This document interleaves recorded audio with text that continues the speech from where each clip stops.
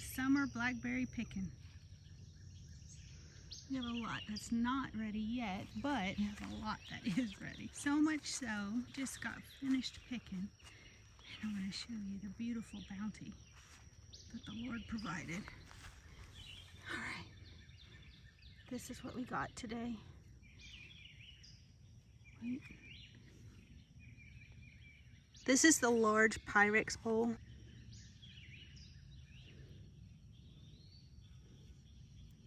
Delicious, fresh, wonderful, sweet blackberries. This is just first day of picking. We have a lot more picking to come.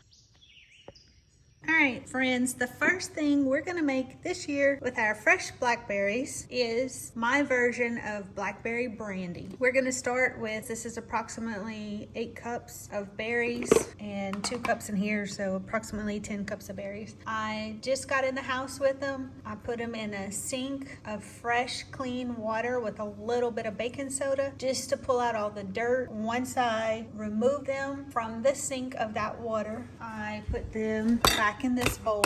They're still in water. And then I put 2 cups at a time in the small salad spinner. Spin it. This is about how much liquid has come out. And then I put them on the microfiber cloth. Now what we're gonna do is we are gonna use an old pickle jar. This has been sanitized. I'm gonna also wipe the rim and the edges with the paper towel with vinegar as well. We're gonna layer blackberries and sugar. To start, I have about 10 cups of berries and about 4 cups of sugar. Now that it's gonna change, and we'll see how much we need as we go. We are gonna layer the blackberries and sugar. These berries are beautiful. All right, so we have probably about 1 inch or 2 of berries. Now we're gonna pour sugar. Okay, so as you can tell, it's a lot of sugar. Now we're gonna put another layer.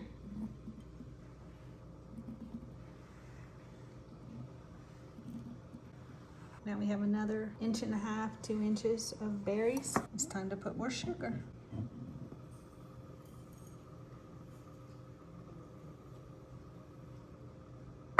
Now I'm gonna use this, it's for fermenting. There is a side for regular mouth drawers and a side for wide mouth drawers. Now we are just gonna squeeze the blackberries down.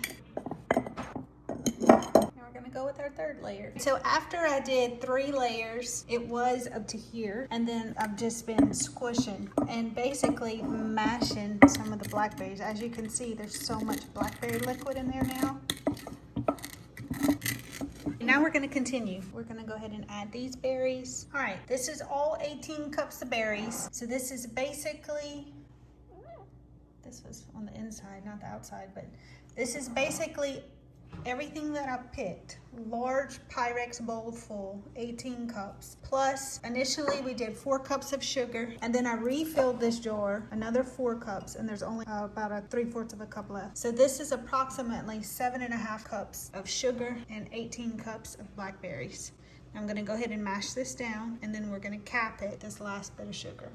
Basically, just squishing down all that sugar and mashing berries. Now at this point, we could even go a little bit higher and fill to here. I decided I'm not gonna do that this time. I'm just gonna be happy with what this produces. So the next thing that we're gonna do is we are gonna add a little bit of filtered water to this. I don't need to add that much liquid.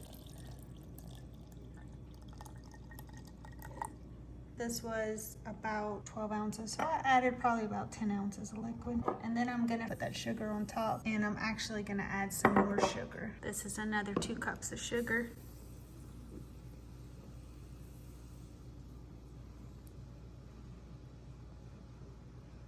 All right, so this is what it looks like.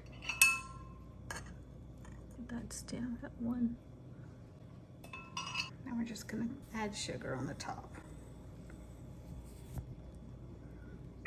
Like this, and then we are gonna cover and put it in a dark cabinet. Okay, so this is just a clean rag that has white vinegar on it.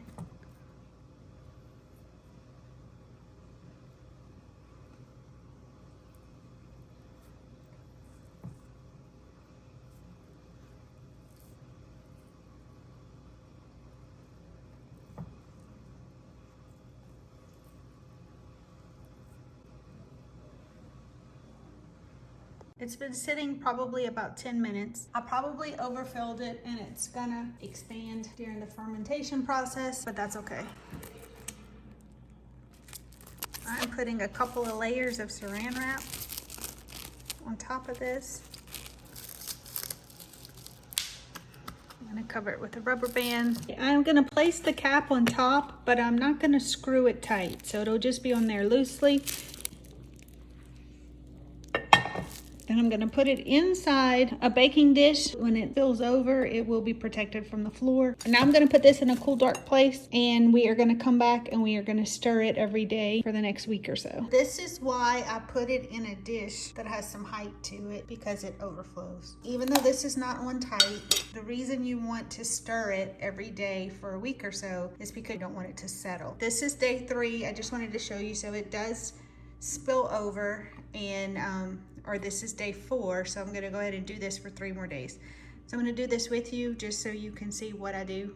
Some people like to use a wooden spoon. I don't have a wooden spoon that tall anymore. For size reference, this is the biggest stainless steel slotted spoon that I have. This is what I'm gonna use. All right, we're just gonna pull off the saran wrap and push all those berries down in there. Okay, so more than pushing the fruit down, what I'm doing is I'm stirring. I'm not removing the jar. You can take it out and clean out all that stuff every day if you want. I don't. I just wait and then clean it out once when it's done. This is day 4, and this is what it looks like. So I'm gonna go ahead and do this for about 3 more days, and then I'll come back and show you what I do next. Okay, so now it's been a full 7 days. It's another 3 days later. We're gonna go ahead and strain this and bottle it up. I'm gonna use this glass bottle that I had gotten some peach cider in, so that's what we're gonna put it in. I just have a glass bowl, a strainer. This is just the filter from a coffee pot. So I'm gonna go ahead and strain in here. The first thing we're gonna do is just strain this. It's been 7 days. It's almost made like a jelly at the bottom. Oops. Okay, this is not working so well, so change of plan. I'm just gonna pour it all in this strainer and I'll strain it this way.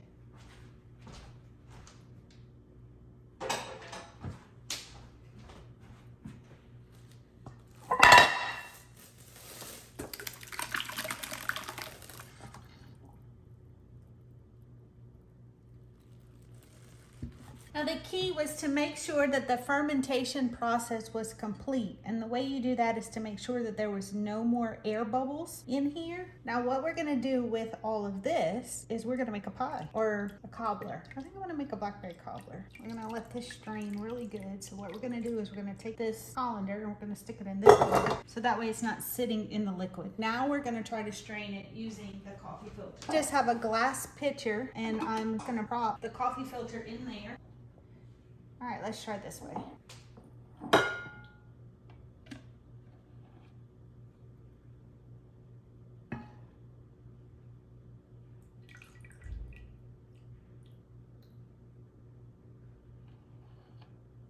That didn't work. It's working, but it's working so slowly, I decided to try something else. I have another coffee filter, this time in a salad spinner. We're gonna see if this works better.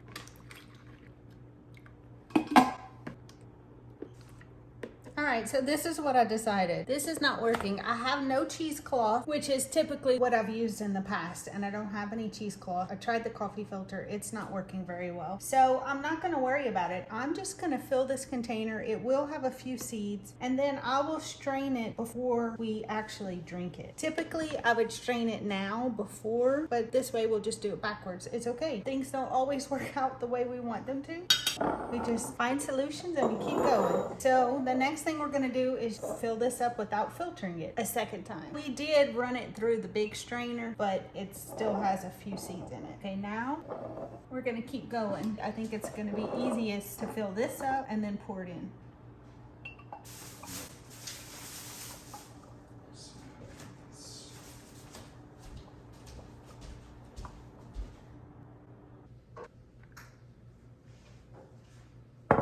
Okay, so now it's full. I'm just using vinegar again to make sure there's nothing on the top. and then I'm gonna put the lid on it. I ended up with this much leftover juice. I'm gonna put this in the refrigerator, and I'll either use it in a smoothie tomorrow, or I may mix it with some water and have it as blackberry water tomorrow with maybe some mint or some basil. So I'm gonna go ahead and put this in the refrigerator because this is already dirty.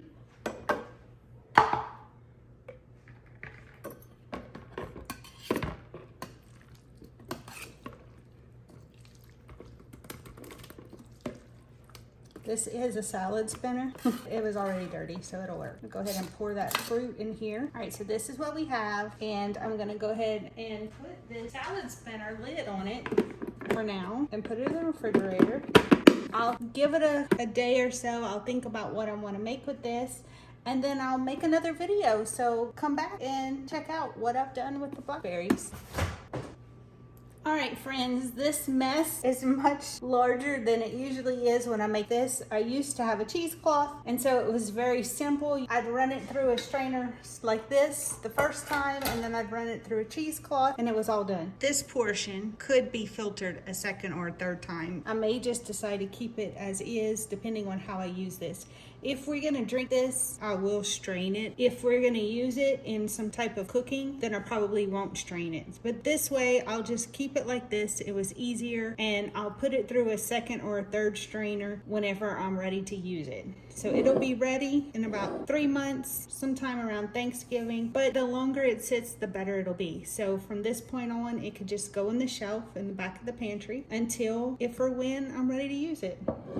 I'm gonna go ahead and clean this mess up and think about what I want to do with those blackberries. So if you have any ideas, like what sounds good to you, how would you want to see me use those blackberries? Comment down below, let me know. Thanks guys, thanks for watching, and until next time, bye.